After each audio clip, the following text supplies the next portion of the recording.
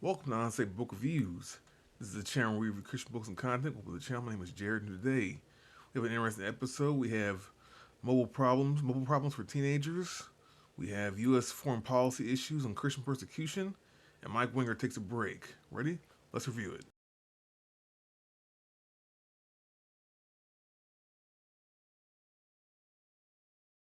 And first off, we have the Gen Z lust problem. We have the first ever Christian mobile carrier seeks to address the spiritual problem of lust. So basically, we have Gen Z members are coming to church in record numbers. Have many struggle with lust and the P word, let's call it corn, on their phones. So a new phone network called Radiant Mobile seeks to help young people in this area. And Radiant Mobile is the first phone carrier that blocks inappropriate content on the phones of young people. And a pastor cited research showing that 74% of young people struggle with inappropriate content on their phones. So that's a lot of teenagers who are dealing with this issue here of stuff on their inappropriate messages and inappropriate content on their phones. Now, this pastor also believes that Radiant Mobile is a practical way of combating lust in children by blocking the content. Radiant Mobile launched on May 5th and is part of the T-Mobile network. It costs $30 a month and it provides a unique firewall that protects teenagers from looking at inappropriate content. And Paul Fisher, the creator of Radiant Mobile, says he did it to protect the information and the lives of his young children. He's got a 2-year-old and a 5-year-old, and he says he created the Radiant Mobile to protect them when they grow up. They won't have to deal with this sort of thing. So hopefully this network will expand and it'll grow. And here it says here, we're putting a practical tool in place for people who want to opt in, for people who want to have a fence around so they can't get in, and at least it takes away some of the temptation, the network's founder said.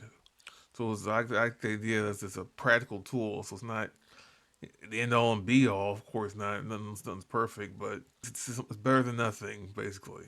Radio Mobile also provides Christian content at a price to combat this also spirit of lust as well. So on these Radio Mobile, if you get Radio Mobile, if you go on the service, you can get a lot of free Christian content as well. What's Bible have to say about this? We have 2 Timothy 2:22.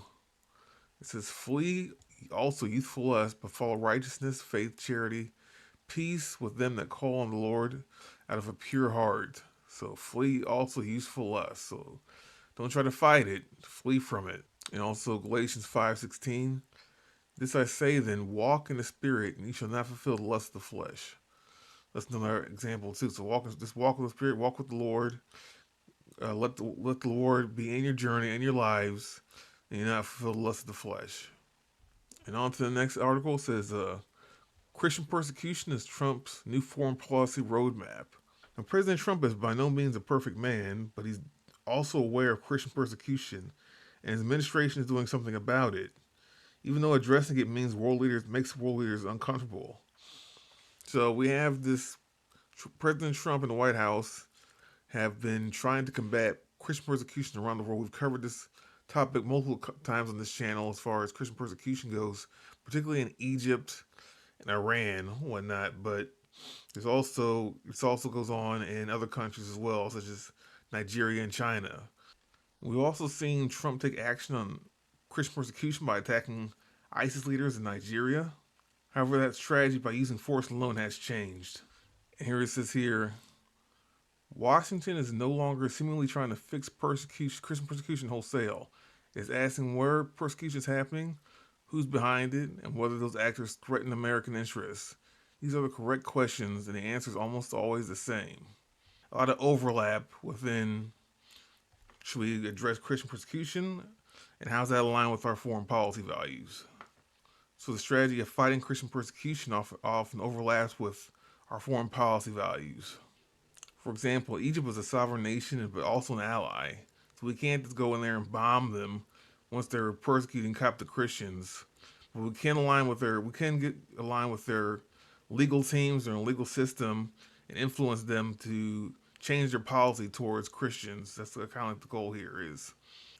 And one of those tools is sanctions. The sanctions is a powerful tool to use to try to get these governments to change their policy towards Christians.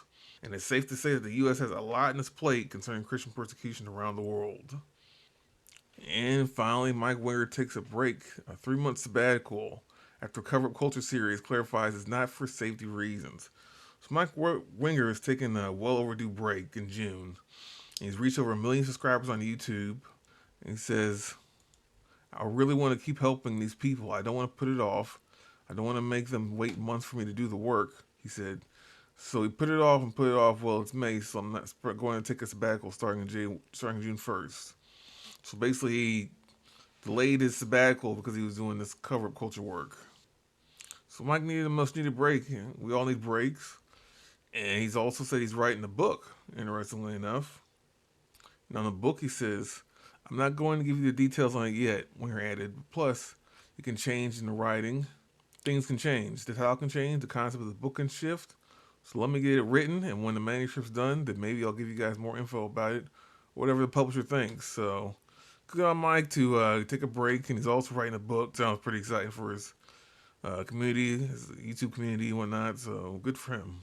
And Mike Winger's YouTube cover-up videos have gone viral. I mean, getting also plenty of views, and he's exposing the cover-up culture in Bethel Church, Todd White, and I think IHOP, which is the International House of Prayer, if I believe. Doing a lot of important work, exposing people spreading false prophetic gifts and that sort of thing.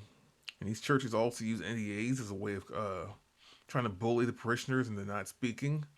And Winger suggests that church leaders knew what's going on with these cover-up cultures, but they did nothing about it. And Winger also says he's not doing this for his safety. That's not why he's taking a break. He's doing it because he just needs a break. He's not doing it to protect himself from any sort of threats or coercion or anything like that. So that's a good good report on his part. So it's good to hear that. And that's it. Thanks for watching. Remember, God loves you. Christ died for you. So be made new too.